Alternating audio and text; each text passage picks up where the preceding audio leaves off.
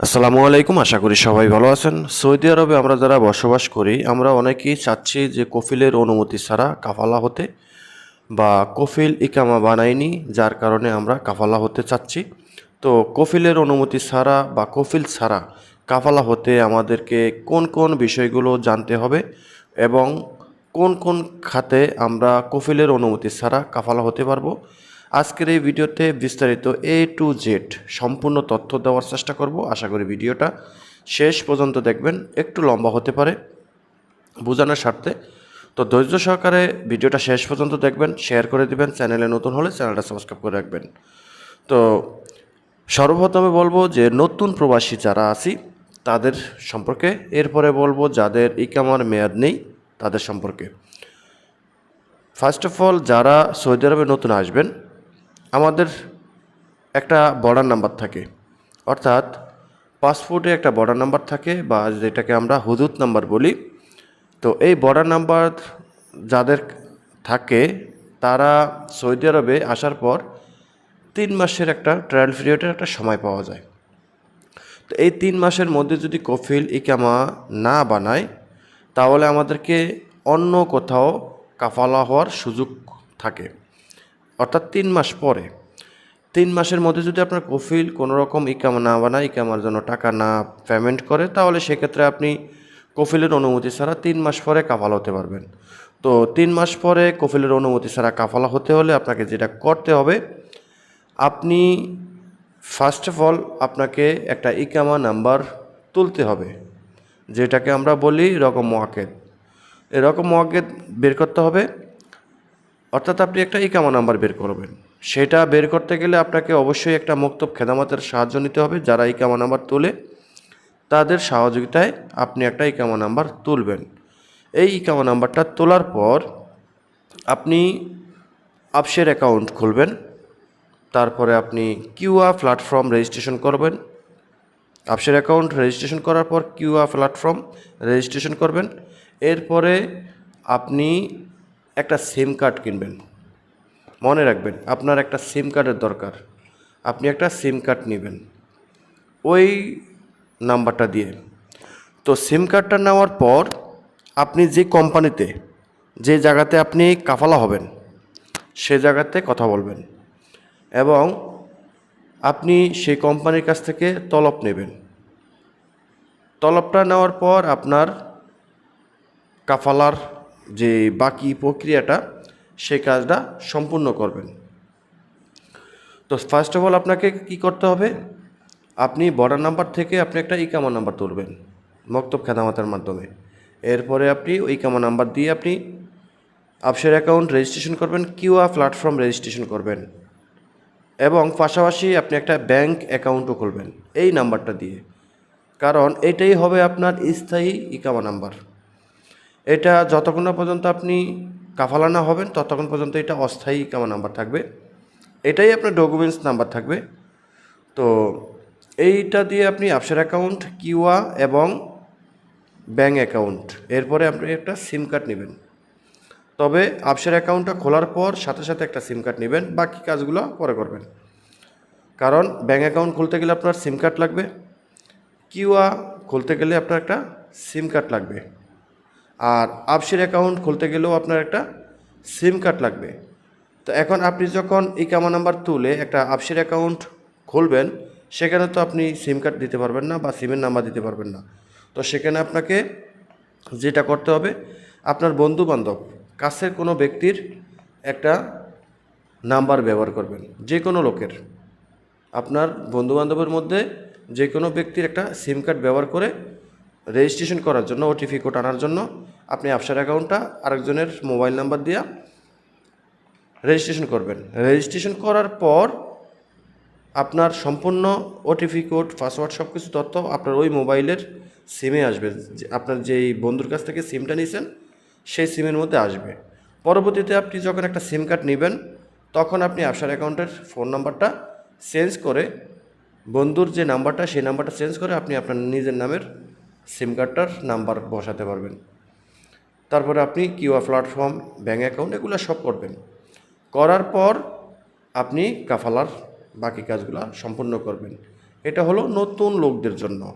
তবে এই কাজগুলো করার আগে আপনাকে অবশ্যই দেখতে হবে যে আপনার যে সৌদি আরব আসার পর একটা বর্ডার নাম্বার পাইছেন, অস্থায়ী ইকামা নাম্বার, যেটার মেয়াদ থাকে মাত্র 3 মাস, এই নাম্বারের উপরে আপনার কফিল কোনো রকম টার্মিনেট করছে কিনা, বা ফাইনাল এক্সিট লাগিয়ে দিয়েছে কিনা, বা হুরুপ লাগিয়ে দিয়েছে কিনা, কিংবা আপনার ইকামার জন্য টাকা পেমেন্ট করছে কিনা, এগুলো আগে চেক করে নেবেন।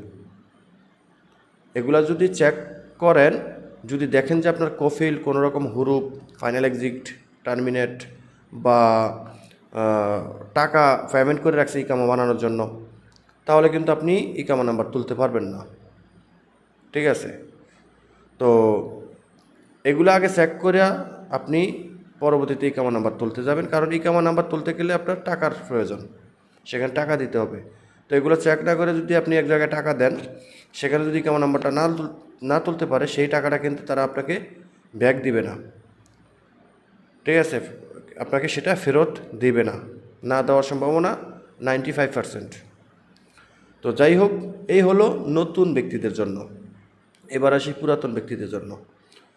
যাদের ইকামার মেয়াদ শেষ হয়ে গেছে, সৌদি মানব সম্পদ মন্ত্রণালয় নতুন ঘোষণা দিছে যে 30 জুন 2026, কত 30 জুন 2026-এর মধ্যে যে সকল ইকামাদারদের ইকামার মেয়াদ শেষ হয়ে গেছে, তারা কফিল ধরে কাফালা হওয়ার জন্য বলছে, না হয় দেশে চলে যাওয়ার জন্য বলছে, অথবা ইকামা রিনিউ করার জন্য বলছে। আর যদি এগুলার কোনোটাই না করে, তাহলে সরকারিভাবে পানিশমেন্ট দেবে, তারা অফিসিয়াল আপনার বিরুদ্ধে সিদ্ধান্ত নেবে। তো অফিসিয়াল কী সিদ্ধান্ত নেবে, এই বিষয়টা আপনারা আমার চ্যানেলে আগের ভিডিও আছে, সেই ভিডিও থেকে জেনে নিতে পারেন। তবে আপনাদেরকে আমি একটা সতর্কমূলক কথা বলি। অনেকে আপনাদেরকে উৎসাহিত করবে যে কিছুই হবে না। ঠিক আছে? আমি এই বিষয়টা নিয়ে পরবর্তীতে কথা বলবো, কারণ সৌদি আরবে কিছু মানে আমি সোজা তাদেরকে এটা বলতে চাই, গণ্ডমূর্খ, না জেনে সে দেখা গেছে কাজ করে একটা, বা ব্যবসা করে, সে একটা ব্যবসা করে, কিন্তু সে এগুলা নিয়ে উল্টাপাল্টা কথা বলে।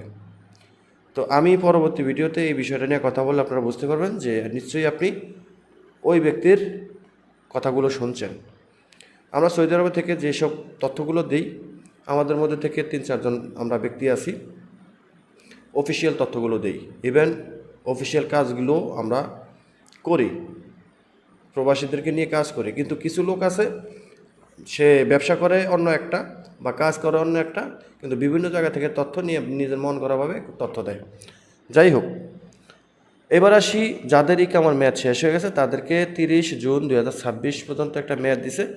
এর মধ্যে আপনি কাফালা হবেন, না দেশে যাবেন, না হয় ইকামা রিনিউ করবেন, অন্যথায় পরবর্তীতে অফিসিয়ালি আপনার বিরুদ্ধে ব্যবস্থা নেবে। তো কিসের ব্যবস্থা নিতে পারে, সেই বিষয়টা আপনি আমার আগের ভিডিও দেখে আসবেন, তাহলে বুঝতে পারবেন। ওখানে যা বলছি সেটাই সঠিক হবে, পরবর্তীতে মনে রাখবেন। ওই ভিডিওতে যে কথাগুলো বলছি সেই কথাগুলোই সঠিক হবে। তো এরপরে আপনি যদি ইকামার মেয়াদ শেষ হয়ে থাকে, আপনি যে বিষয়গুলো আপনি চেক করবেন, 1 নাম্বার আপনার ইকামার মেয়াদ, দ্বিতীয়ত আপনার কন্ট্রাক্ট, কিউয়াতে আপনার কন্ট্রাক্ট আছে কিনা। কিউয়াতে যদি আপনার কন্ট্রাক্ট ভ্যালিড থাকে এবং ইকামা যদি এক্সপায়ার হয়ে থাকে, তাহলে সেক্ষেত্রে আপনি কাফালা হতে বিড়ম্বনার শিকার হতে হবে। আপনার কাফালা সহজে হবে না যতক্ষণ না পর্যন্ত আপনার কন্ট্রাক্টের মেয়াদ শেষ না হবে। দেখা গেছে আপনি ইকামার মেয়াদ শেষ হয়ে গেছে, কিন্তু আপনি তলব দিয়েছেন, আপনার কাছে তলব এসেছে, আর একটা তলব কিন্তু আপনার কফিলের কাছে যাবে। কারণ কেন যাবে? আপনার যদি কন্ট্রাক্ট থাকে, কিউয়াতে যদি আপনার ওয়ার্ক পারমিটের কন্ট্রাক্ট থাকে। মনে রাখবেন, আপনি কফিলের অনুমতি ছাড়া কাফালা হতে হলে আপনার 2টা জিনিস ফলো করতে হবে। নাম্বার 1, আপনার ইকামার মেয়াদ এক্সপায়ার, এবং দ্বিতীয়ত হলো ওয়ার্ক পারমিটের মেয়াদ এক্সপায়ার। এই 2টা জিনিস এক্সপায়ার হলে আপনি কফিলের অনুমতি ছাড়া এবং কফিলের মানে অজান্তে আপনি কাফালা হতে পারবেন। কফিল জানতেও পারবে না, শুধু সে যখন চেক করবে আপনাকে, তখন দেখবে যে আপনি তার আন্ডারে নাই। ব্যাস এটাই। তো আপনি যদি দেখেন যে আপনার ইকামার মেয়াদ নেই কিন্তু ওয়ার্ক পারমিটের মেয়াদ আছে, সেক্ষেত্রে আপনি তলবের ব্যবস্থা করেন না।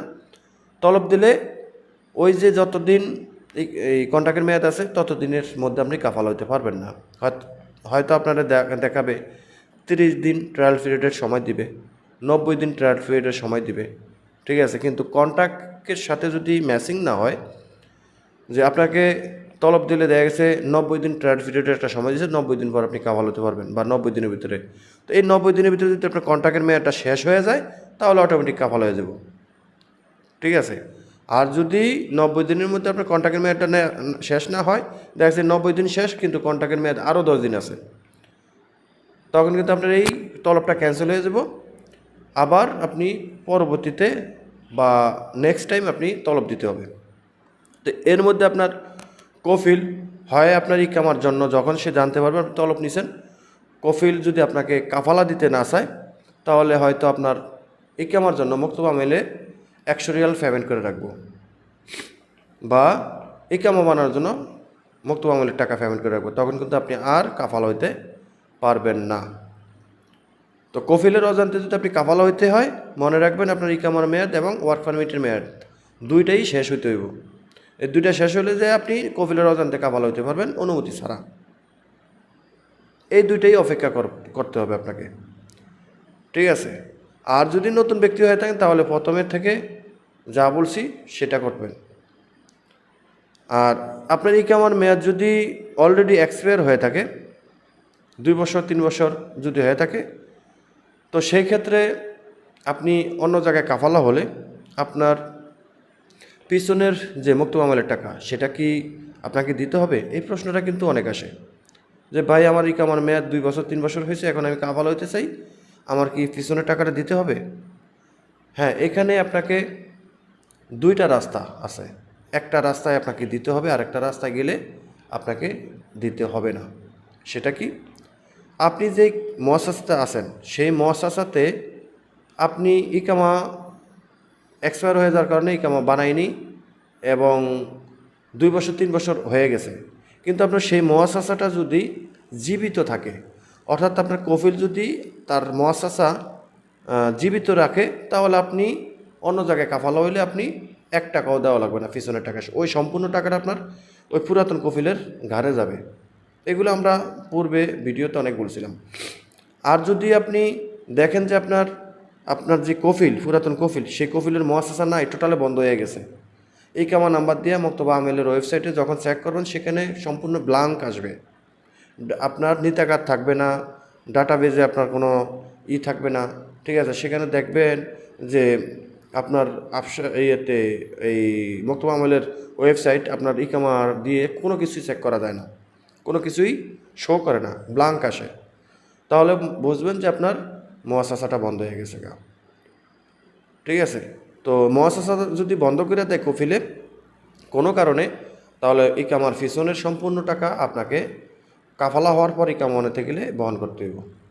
তখন কিন্তু ওই টাকাগুলো সম্পূর্ণ আপনার কাছে আসবে, কফিলের কাছ থেকে আর নেবে না, সরকার আপনার কাছ থেকে নেবে, ঠিক আছে। তবে সরকার সর্বপ্রথমে ধরে আপনার কফিলের যদি ধরতে না পারে, যদি দেখে যে আপনার এই মুআসাসা বন্ধ করে দিছে, তখন তারা দেখে যে কর্মী যদি কোথাও ট্রান্সফার হয় তাহলে সেখানে ইকামা আনতে গেলে টাকাগুলো দিতে হইব। এই হলো সিস্টেম। আশা করি বুঝতে পারছেন। ভিডিওটা শেয়ার করে দিবেন, চ্যানেলটা সাবস্ক্রাইব করে পাশে থাকা বেল আইকনটা অন করে রাখবেন। সবাই ভালো থাকবেন, আল্লাহ হাফেজ।